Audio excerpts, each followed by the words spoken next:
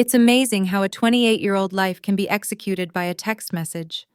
My name is Lucy Perry, and I'd just received mine. It was from the family council telling me I was exiled. They wanted space.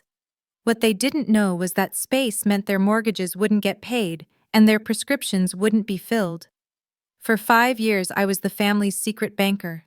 I was the fixer. They thought they were cutting me off.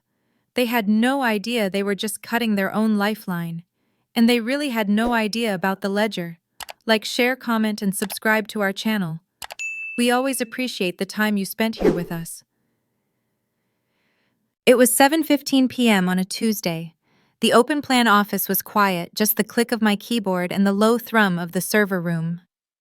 I was a senior data analyst, the kind of job that bought people nice cars and vacations. For me, it bought my family's groceries. I was supposed to be on a date with Ben, my boyfriend of 2 years, but I'd canceled. Again. My phone buzzed on the desk. It wasn't Ben. It was the bank. The alert was from the Perry Family Trust. PFT. Alert $450. Vendor the Serenity Spa. A cold knot familiar as my own heartbeat tightened in my stomach. $450. That was for the down payment, not from it. This was for Chloe, my younger sister. This was essential mental health care. Last week, it was artisanal pottery classes for her anxiety. The week before, aura photography to find her center. I sighed, toggled over to my real checking account, the one I lived off, and transferred $500 to the PFT just to cover it, and whatever was coming next. Ben and I could look at houses next year, or the year after. I finally logged off at 8:30 p.m. My apartment was a 20-minute walk, a Spartan one-bedroom that cost less than my parents' cable bill. The contrast was a joke I was no longer in on. I microwaved a cup of noodles, the steam fogging my glasses. The microwave hummed a low, exhausted sound I identified with. At 28, I was the responsible one. I was starting to realize that was just a polite word for exploitable. I was the fixer, the walking, talking line of credit. My phone buzzed. This time it was Ben. Ben Raincheck again. You okay? I stared at the text. He was a project manager, a man who built things, who understood loads and stress points. He knew my family was a structure waiting to collapse, and he hated that I was the only load-bearing wall. Lucy. Just family stuff. Swamped. Sorry. Rain check soon, I promise. The lie tasted like salt and lime, bitter and sharp. I leaned my head against the cool kitchen cabinet. Just as I was about to rinse the cup, my phone rang. Mom? I braced myself, hitting the speakerphone button. Hi, Mom. Lucy, honey, still at the office. Her voice was all light and air, a breezy performance I knew by heart. Just got home, I said, keeping my voice flat. Oh, good. How was that big project? Did you wow them again? It's fine, Mom. What's up? The pivot, the familiar delicate shift in tone. Well, honey, I know you saw the spa charge. She didn't wait for a reply. Chloe was just so on edge this week. We were all worried. Aunt Jean agreed it was for the best, just to get her centered again. Aunt Jean agreed. The iron fist in my mother's velvet glove. Aunt Jean, my mother's older sister, the self-appointed matriarch of our small-town clan. If Aunt Jean sanctioned it, it was no longer a request. It was a decree. It meant the family's flimsy moral authority was behind the charge. Right, I said. Well, it's covered. Oh, you're a lifesaver, Lucy. We'd all be lost without you, truly. The gratitude felt as thin as the steam from my noodles. We'll pay you back when things settle. When things settle. The family motto. The eternal, uncashable IOU. I have to go, Mom. Okay, honey. Love you, talk soon. The line clicked. I stood in the silence of my Spartan apartment, the one I paid for, and felt the crushing weight of the 2 mortgages I also paid for. I showered and got into bed by 10. The exhaustion was bone deep. I was just drifting off the phone on the nightstand when the screen lit up. A new message. It wasn't a text, it was a declaration. A group message. The sender, Aunt Jean. The group name, Family Council. My blood went cold. I wasn't even in the family council. I was just seeing the verdict. The message was short, cold, final. Lucy, after much prayerful consideration, we've all agreed it's best if you step back for a while. Chloe needs room to heal without your pressure. We will let you know when we're ready to reconnect. I read it once, twice, a third time. My vision tunneled. Pressure. That's what they called it. I thought of the $450 I'd sent just 3 hours ago. I thought of the mortgage payment scheduled for the first of the month. I thought of my mother's cardiac medication, the prescription I had on auto refill. Pressure. That's what they called it. I called it rent. I called it car insurance. I called it insulin. My thumb was still hovering over the screen. I scrolled down past Aunt Jean's perfectly punctuated declaration. And that's where I saw it. The execution. It wasn't just Jean. Beneath the text, like a row of digital age gallows, were the reactions. A small blue thumbs up from my father Mark, a red beating heart from my mother Sarah, and from Chloe, the sister who needed room to heal, a single teary-eyed, sad face. They had all liked the message. They had all, in their own silent, cowardly way, signed the eviction notice. This wasn't a discussion. It was a digital firing squad, and they had all unanimously pulled the trigger. The sorrow I was braced for, the hot, stinging tears of a daughter who'd been misunderstood, never came. Instead, a feeling I hadn't allowed myself in years washed over me. It was cold, sharp, and absolutely clarifying. It was rage. The fixer finally saw a problem she couldn't and wouldn't fix. I tapped out a reply. One word. Understood. I hit send. Then I got out of bed. My bare feet hit the cold floor. I didn't cry. I didn't throw my phone. I went to the kitchen and made coffee. At 11:42 p.m., the beans ground with an angry mechanical shriek.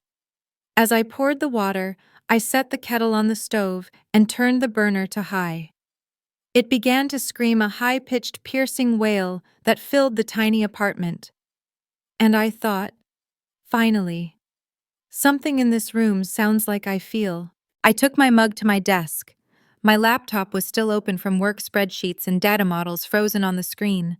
I closed them, all of them. Then I opened a new browser tab. I typed in the bank's URL from muscle memory. I logged into the Perry Family Trust. My movements were calm. They were precise. This wasn't an act of anger, not really. This was an act of hygiene, a long overdue digital amputation. The PFT portal opened. I navigated to scheduled payments and transfers. The page loaded, and there it was. My family's entire life laid out in a series of monthly debits. My gaze was steady. My hand on the mouse was rock solid. I started at the top. Mark Perry's truck payment. $612.40. Scheduled first of every month. I clicked Edit. I clicked Cancel Scheduled Payment. A little box popped up. Are you sure? I clicked Confirm. One down. Sarah Perry, CVS/Caremark, $289,900. Scheduled first of every month. My mother's heart medication. The prescription that she'd told me keeps me alive, honey. I clicked Cancel. I clicked Confirm. 2. Chloe Perry's Therapy and Wellness, $800. Scheduled second of every month. This was the catch-all. The spa days, the pottery, the yoga retreats, the healing, canceled, confirmed. 3. I went down the line, a surgeon severing arteries. The mortgage, hometown lending, $150. Canceled, confirmed. City utilities and gas, $440. Canceled, confirmed. AT&T family plan, $221.80. Canceled, confirmed. The emergency visa, minimum payment, $500. Canceled, confirmed. One by one, I unscrewed every bulb in the house. I unplugged every life support system. Each click was a small, satisfying snap. the sound of a chain breaking, the sound of a door locking. When I was done, the scheduled payments page was blank. It was beautiful. It was clean. Finally, I looked at the account balance. The $500 I'd transferred earlier was sitting there along with what was left of my last deposit. The total was $512,047. I clicked Transfer Funds. I selected my personal checking account as the destination. I typed in the amount $512.47. I hit Submit. The balance of the Perry Family Trust now read $0. I logged out. I closed the laptop. I walked back to my bedroom, picked up my phone, and held down the power button. The slide to power off icon appeared. I slid my finger across the screen. It went black. I got into bed. I pulled the covers up. I didn't set an alarm. And for the first time in as long as I could remember, I slept.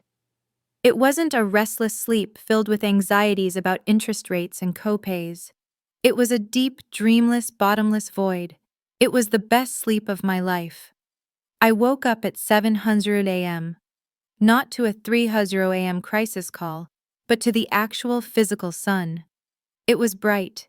My apartment was silent. I lay there for a full minute breathing in the quiet. Then I reached for my phone. I pressed the power button. The screen lit up, and then it went white. Just white. The processor couldn't keep up. The screen was frozen a blank, glowing rectangle. It took a full 30 seconds to load the notifications.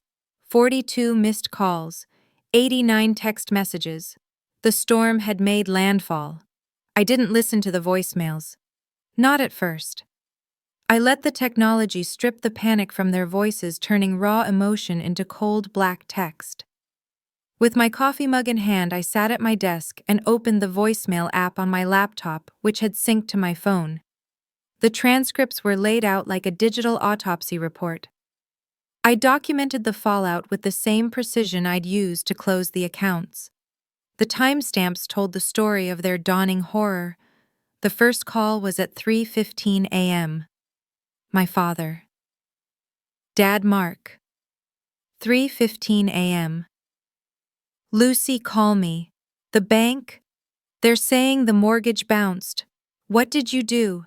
You fix this. You fix this now. Fix this. Not what's wrong. Not are you okay. But fix this. The two words that had defined my entire adult life. I took a sip of coffee. It was hot and it was bitter. The next call was at 4:22 a.m. My mother. Mom, Sarah. 4:22 a.m. Honey, this isn't funny. The pharmacy. They declined my heart medication. Lucy, please. This isn't you. Call me. We're worried. This isn't you. She was right. The Lucy she knew was a ghost, a doormat, an ATM. That Lucy was gone. The worried was a nice touch, a little sprinkle of guilt on top. Then came the barrage. A series of texts starting at 5:00 a.m. My sister Chloe. 5:00 a.m. What is wrong with you? 5:04 a.m. My card just got declined for gas. 5:30 a.m. You're a monster. 6:15 a.m. My car just got repoed, you bach. They took my car. I'm calling the cops on you. 6:17 a.m. Aunt Jean was right about you. A grim smile touched my lips. The car I'd been paying for, the one she'd just used to drive to the spa. Gone. And finally, the matriarch. One single ice-cold text at 6:00 a.m. from Aunt Jean. Aunt Jean, 6:00 a.m.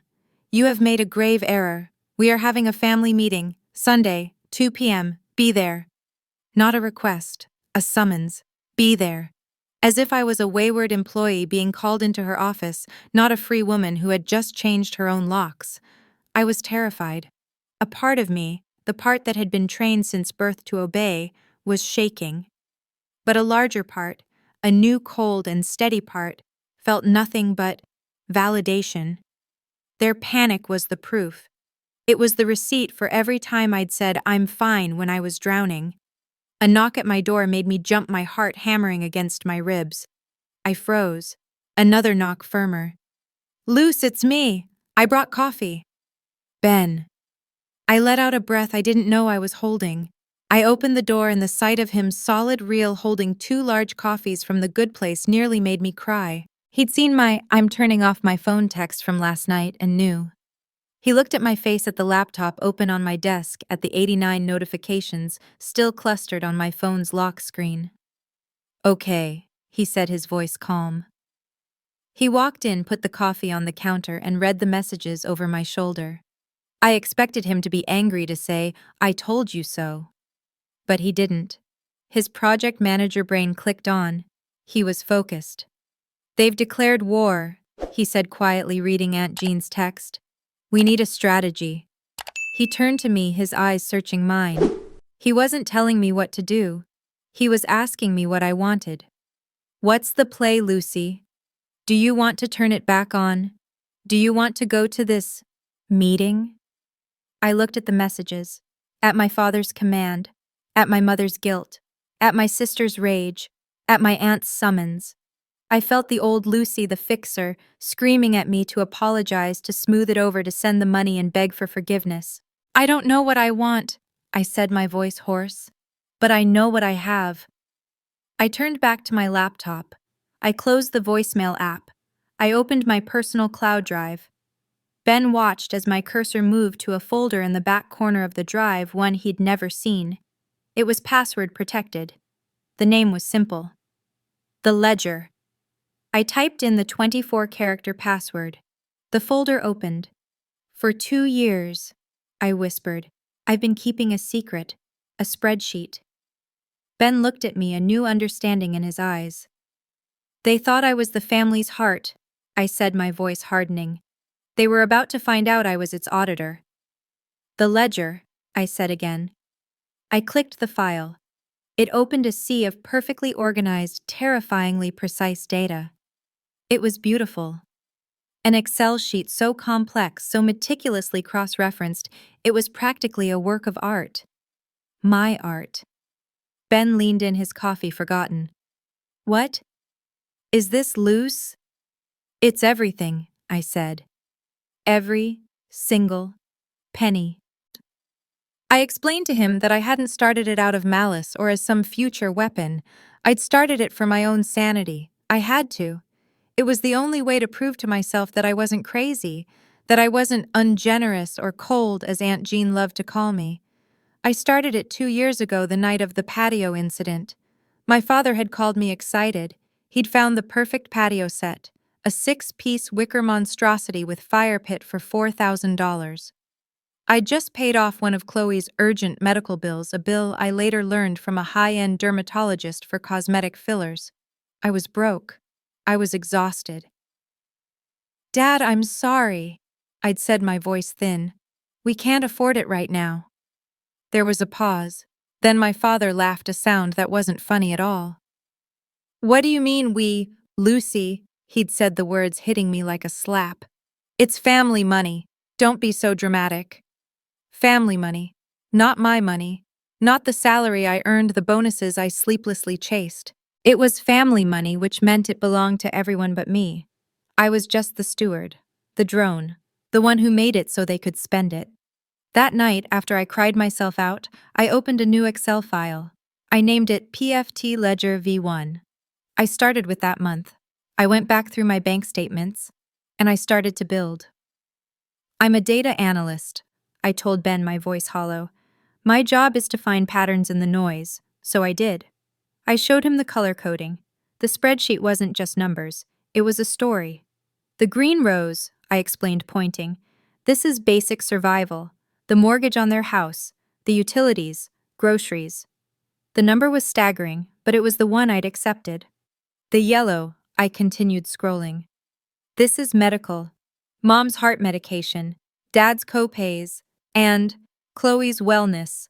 The wellness category was a black hole of spa days, yoga retreats, acupuncture, and emotional support shopping sprees. "And then," I said, my voice dropping, "there's the red." Ben squinted. "What's red?" "Red is frivolous, non-essential. Red is the insult." I showed him. The $450 spa day from last night was just the latest. There were monthly charges for my dad's premium truck accessory subscription, restaurant meals for $300, $400 at a time. And then there was Aunt Jean.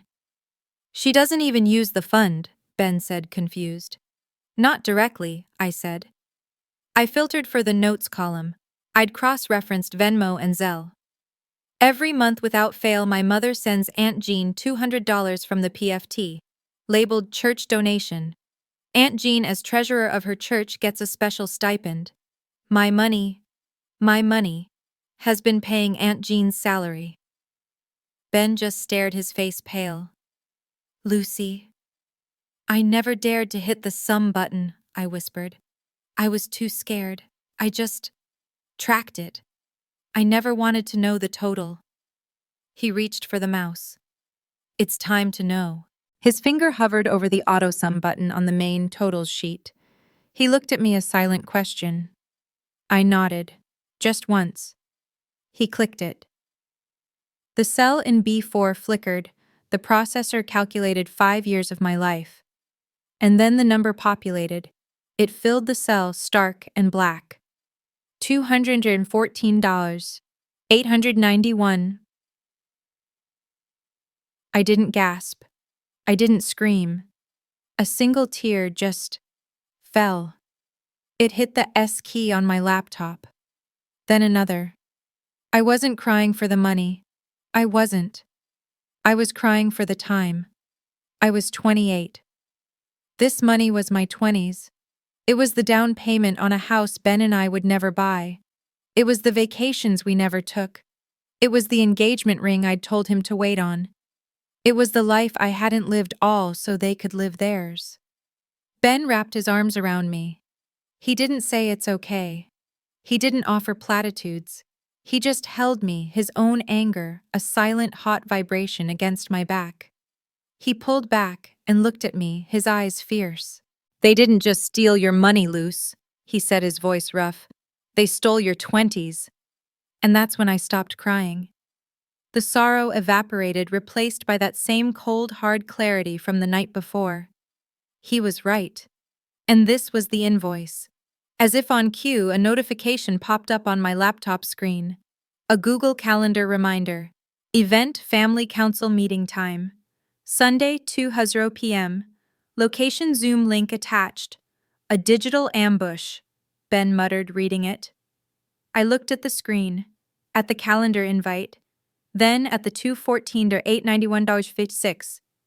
Good, I said, my voice steady. I clicked File, Save As.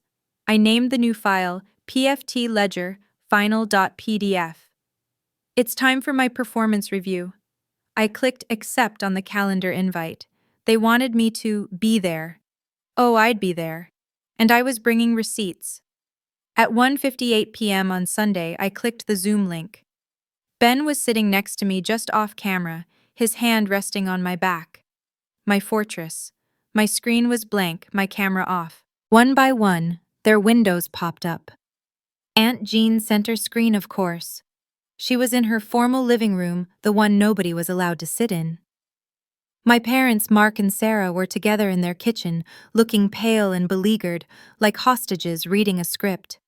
And Chloe in her bedroom, already dabbing at invisible tears with a crumpled tissue. A jury box, an ambush. The air was thick with virtual judgment.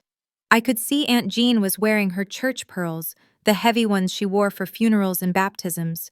It's how I knew this was an execution, not a conversation. Where is she? Jean huffed, staring into the camera as if it were a disobedient child. I'm here. I clicked Start Video. My face appeared clear and well lit. I wasn't in a dark room, I wasn't crying. I was at my desk, hair pulled back, wearing a crisp white shirt. I looked like I was about to give a presentation, which I supposed I was. They all flinched, surprised by my sudden appearance and my utter calm. My mother's hand flew to her chest, a little gasp escaping. Aunt Jean narrowed her eyes. She was the first to speak. Lucy. Her voice was a gavel. This behavior of the last 48 hours is monstrous, truly monstrous. You've endangered your parents. You've traumatized your poor sister. We are here as a family to discuss your path to making amends. My path. To them. I unmuted my microphone. The small click sounded deafeningly loud. I'm not here to make amends, Jean, I said. My voice was even. It didn't shake. I'm here to close the books. What did she? My father started, but I was already moving. I clicked the share screen button at the bottom of the Zoom window. I selected the PDF. A moment later, I saw their own faces shrink into a small column as PFT ledger final.pdf filled their monitors. What is this? My mother whispered, leaning into her camera. Lucy, I don't understand. This, I said, is the ledger. I began to scroll, my voice taking on the calm, factual tone I used for boardroom presentations. The Perry Family Trust has been operating at a 98% budget deficit for the last 5 years, funded solely by me. As the primary no-soul investor, I am dissolving my stake. I walked them through it. The color coding, the categories. I scrolled past the green survival and yellow medical sections. I lingered on the red frivolous. Mark's truck accessories, $2,800. Sarah's salon visits billed as stress relief, $400. Chloe's wellness, $41,200. Aunt Jean's church donations, $12,000. My mother's gasp was audible. My father's face turned a dangerous mottled purple. That's private, he roared, jabbing a finger at the screen. You have no right. That's a lie, Chloe shrieked, her tissue dabbing turning into a fist. You're lying. You made this up to hurt us. You're sick. I have the bank statements for every line item, Chloe, I said calmly. It's all data. You're bean counting, Love Lucy. Aunt Jean snapped her pearls, quivering with indignation. This is just what families do. They support each other. You've always been cold, selfish, hoarding your money and judging the rest of us. No, Jean, I said, my voice cutting through her tirade. I stopped scrolling. This is what I did.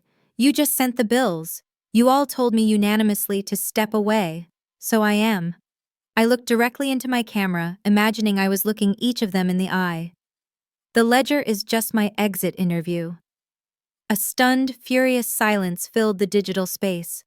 My father looked like he was about to throw his laptop. My mother was openly weeping. And you know, I continued, my voice conversational, the $214,000, as staggering as it isn't the biggest problem. I clicked to a new tab in my browser. Another PDF, this one from a different bank with official government letterhead. The real problem is this. A new document filled their screens. My mother squinted. What? What is that, Perry? Wellness Solutions. I saw Aunt Jean's face go absolutely white. She knew. I was wondering the same thing, I said, my voice turning to ice. I was wondering who Perry Wellness Solutions LLC is, because it's registered to my Social Security number, and it just defaulted on a $75,000 loan. The Zoom call didn't just go silent. It became a 404 error, a collection of frozen, horrified faces. My mother's hands were over her mouth, her eyes wide with a terror that looked for the first time genuine. My father's purple rage had collapsed into a grayish, slack-jawed panic. Chloe was just gone. Her camera was off her little black square, a testament to her cowardice. But I wasn't looking at them. I was looking at Aunt Jean.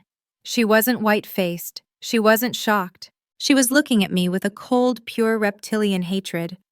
She was the only one who wasn't surprised. She was just angry I'd found it. She knew. She had known. Lucy, my father stammered, his voice a pathetic croak. That's a mistake. That's got to be some kind of bank error. Is it? I asked, my voice soft. Because the LLC is registered to your home address, Dad. And the bank account it's linked to, the one for the auto drafts, it was the Perry Family Trust. I let that hang in the air. The one I just emptied. My mother let out a sound, a high-pitched, wounded animal noise. And then one by one their windows vanished. My father, my mother, Aunt Jean. They didn't say goodbye. They just fled. The call ended. I was left staring at my own reflection in the blank screen. Luce, Ben said, his voice quiet beside me. How did you find that? I almost didn't, I whispered. I explained to him that after I'd prepped the ledger, after I'd seen the $214,000, a different kind of fear had set in. Not, what have they done, but what else have they done? You suggested it, I told him. You said, if they're this comfortable with your money, you need to know if they're comfortable with your name. You told me to run my credit. I'd done it Saturday night. I'd logged into the free credit report portal, my stomach in knots. And there, under recent inquiries, and then accounts, it had been. SBA COVID relief loan, $75,000. Account opened 8 months prior. And listed right below it. Perry Wellness Solutions, LLC. My social security number. My name. My problem. And in that instant, the entire past week snapped into focus. The pressure I was putting on Chloe. The sudden coordinated group text. The timing. It wasn't about a spa day. It wasn't about Chloe's healing. The first payment on that $75,000 loan, the loan I never knew existed, was scheduled to auto-draft from the Perry Family Trust on the 5th of the month. This Sunday. Today. They had to kick me out. They had to sever my access. They needed to lock me out of the account so I wouldn't see the $4,000 monthly payment they had signed me up for. They weren't just exiling me. They were setting me up. They were pushing me off the cliff and scheduling the bill for my own funeral to be delivered to my corpse. The next morning, Ben had me on the phone with a lawyer.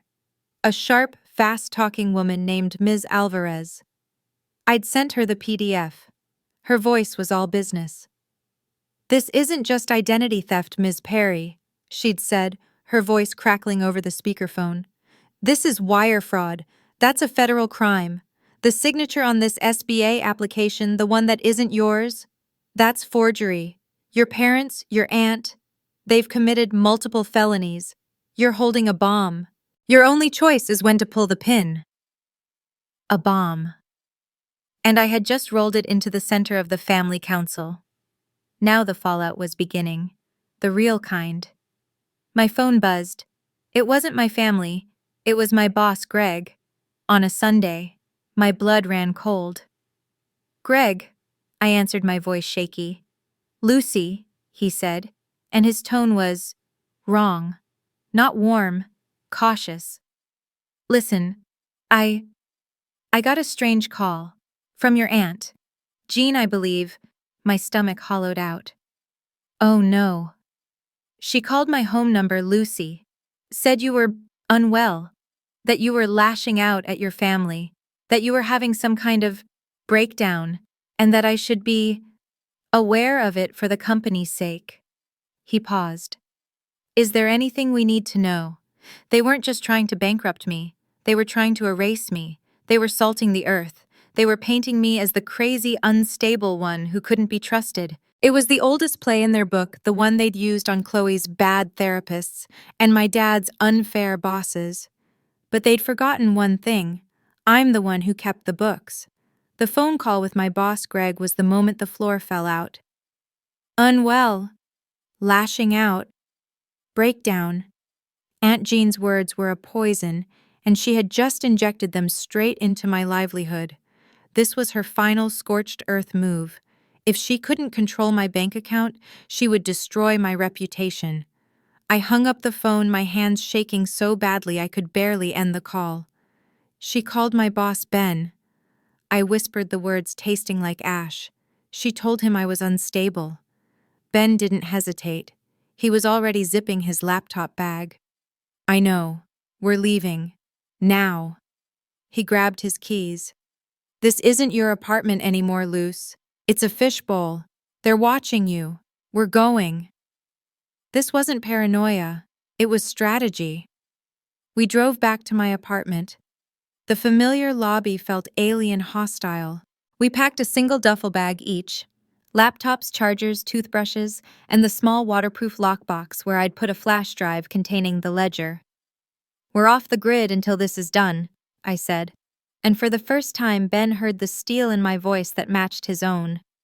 We checked into a nondescript hotel across town near the airport, and I paid for 3 nights in cash. The hotel room, with its beige wallpaper and generic art, became a war room. The first call was to Ms. Alvarez, my lawyer. I told her about Greg. "Good," she said, her voice a sharp snap. "Good, how is that good?" "It shows consciousness of guilt. They're not just running from the fraud, they're actively trying to discredit the witness. It's called character assassination, Ms. Perry. Now you build your fortress." And so I did. Monday morning was a blur of righteous, terrifying action. Ben drove me, his hand steady on the wheel. First, the police station. The building smelled like stale coffee and old paper. I sat in a hard plastic chair, my voice even as I explained to a tired-looking detective that, yes, the people who had forged my name, the people who had stolen my social security number, were my parents. He sighed, nodding. "Family stuff is the worst," he muttered. He took my statement. He took the SBA loan documents. And he handed me a small, precious slip of paper. "Here's your case number. Case number 8812B. A string of numbers that felt like a shield. Next, the bank. I didn't call. I walked in. I sat down with the branch manager and their head of fraud. I didn't cry. I didn't yell. I slid the police report case number across the desk. "A fraudulent SBA loan was taken out in my name," I said. "I am here to dispute it and secure my accounts." They saw the look in my eyes. They saw the case number. They were all business. My credit was frozen. The loan was officially flagged. An internal investigation was opened. Then back in the hotel room, I made the longest call to the Small Business Administration. I was on hold for 47 minutes, listening to a tinny looping version of Vivaldi, my heart trying to beat its way out of my chest. Finally, a human voice. I gave them the loan number. I gave them the police report number. "I am officially disputing this debt on the grounds of identity theft and wire fraud." By Monday night, I was done. I had built my fortress, but just as I was starting to breathe, Aunt Jean's other attack landed. My phone, which had been blissfully silent from my family, began to buzz. And buzz. But it wasn't them. It was the community. A text from Pam, my mother's oldest friend, Lucy. "Dear, I've known you since you were in pigtails. Whatever this is, just apologize to your mother. Family is all we have." An email from a former teacher. "Your Aunt Jean is worried sick. I hope you're getting the help you need. Please don't throw your life away over a spat." A Facebook message from a cousin, "Heard you went crazy. Not cool what you did to Chloe." They were coming from all sides. Aunt Jean, the matriarch, had poisoned the well. She'd painted me as the crazy, vindictive daughter, the unstable employee, the monster. The isolation was a physical weight crushing my chest. I sat on the edge of the hotel bed staring at the screen, and for a full, terrifying minute, I felt utterly alone. "They're winning," I whispered. Ben took the phone from my hand and turned it off. He knelt in front of me, his hands on my knees. "No, Luce. They're flailing. This is what they do. This is the noise they make when they're cornered." He looked me straight in the eye. "You have the facts. You have the case number. You have the truth. What's the final move?" He was right. The sorrow evaporated. The outrage cooled. All that was left was a cold, hard resolve. I wasn't the victim here. I was the one with the evidence. I was the one they were terrified of. I was fighting for my freedom. I took my laptop. I opened a new email. I added 4 addresses. Mom, Dad, Chloe, Aunt Jean. "What are you doing?" Ben asked. "I'm giving them a choice." I typed the subject line. "Final terms. Read immediately." I attached the scanned police report. I attached the SBA loan document. The body was short. "To all of you, I have the fraudulent SBA loan documents. Loan number 78XXXXXX. I have the forged signature. I have the police report. Case number 8812B. You have two options. 1. You will all meet me with your lawyer at my lawyer's office. You will sell the family home on 42nd Street. You will use the proceeds to pay off the $75,000 fraudulent loan in full. You will then sign a full notarized confession which my lawyer will hold in perpetuity. This document will also serve as a legal agreement barring you from ever contacting me, my place of employment, or any of my associates again. 2. I forward my entire file. The ledger. The police report the recorded voicemails and the loan documents to the U.S. Attorney's Office, and I let them decide. You have 24 hours to choose. Choose wisely. My hand was perfectly steady as I hit send. The whoosh sound of the email leaving was the only noise in the room. Ben read the email over my shoulder. He was silent for a long time. Loose, he said finally, his voice rough with something like awe. Sell the family home. I looked at the sterile beige wallpaper of the hotel room. It was the only asset they had left. I said, my voice flat. The only one I hadn't paid for. I finally understood. It was just enough to cover the cost of my freedom. The email came 23 hours and 12 minutes after I sent the ultimatum. It was one sentence from my father's email address. We will be at your lawyer's office. Tell us when. The meeting was not a mediation. It was a surrender. It was held in a sterile glass-walled conference room at Ms. Alvarez's high-rise office. The view was of the city, distant and silent. I sat on one side of a massive polished mahogany table, Ms. Alvarez beside me, her files stacked in a neat, lethal pile. Ben waited outside in the lobby. This part I had to do alone. They filed in one by one, not as a family, but as three defeated separate individuals. My father, Mark, a man I'd only ever seen filled with a booming, go-get-'em attitude, looked small. His shoulders were slumped, his eyes were red and fixed on the floor. He looked like an old man. My mother, Sarah, was a ghost in a floral blouse, her skin papery, and her hands trembling so hard she clutched them in her lap. And then Aunt Jean. She walked in last. For the first time in her life, she was silent. Her pearls, her armor were still in place, but they didn't look like a symbol of power anymore. They looked like a noose.